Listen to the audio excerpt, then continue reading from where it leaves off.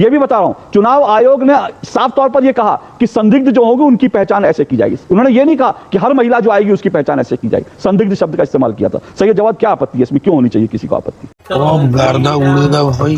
तो भाई सभी को मेरा जय हिंद जय संविधान। देखिए, बहुत अच्छा मौजू आपने उठाया है और चुनाव आयोग की निष्पक्षता को लेकर के, फेयर वोटिंग हो सके उसी को लेकर के सवाल उठाया गया। लेकिन बुरखे की आड़ में चुनाव आयोग अपना मुंह छुपाना चाह रहा है।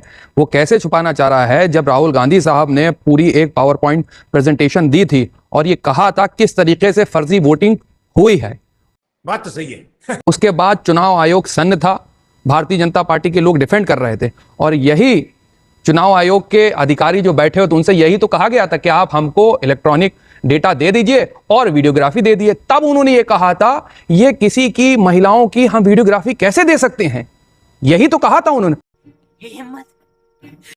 और यही राहुल गांधी साहब कह रहे थे कि एक घर के अंदर कैसे 15-15 फर्जी वोटिंग हुई है, ये तो पूरा बाकायदा राहुल गांधी ने एक्सप्लेन करा था और उसी को लेकर के फिर उसके बाद सवाल खड़े हुए। तब चुनाव आयोग कहां चला गया था?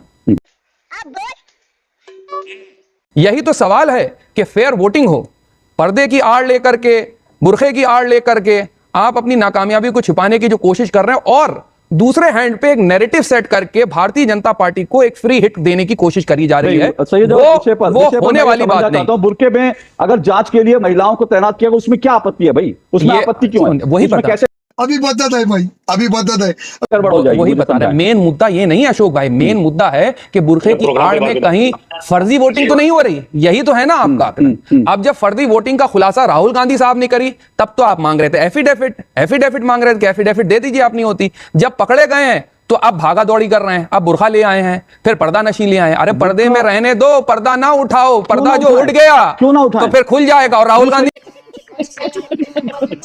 ने खोल दिया है। और आप एक मिनट, आप वोट चोरी पर अगर जा रहे हैं, देखिए मेरे पास आज की खबर है, बीच में ना बोल थारे मारे। हिंदुस्तान में मुद्दा ये उठ गया है कि वोट चोर गद्दी चोर, फिर अब आप उसको लेकर लेकर रहे हैं। वो आपका मुद्दा मर चुका, मुझे इसके इस पे बताइए। मुद्दा बना कौन है? भारतीय जनता पार्टी और उनके सहयोगी लोग, चाहे इस हैंड पे हो चाहे उस हैंड पे, वो चाह रहे हैं कि डिबेट पूरी बुरखे को लेकर के हो, फर्जी वोटिंग को लेकर के डिबेट ना हो, बुरखे को ले आओ बीच में और वो मुद्दा बनाने की कोशिश कर रहे हैं। लेकिन कर्नाटक चुनाव से पहले भी हिजाब और बुरखा निकल के आया था, वो चला नहीं और बिहार में भी नहीं चलने वाला।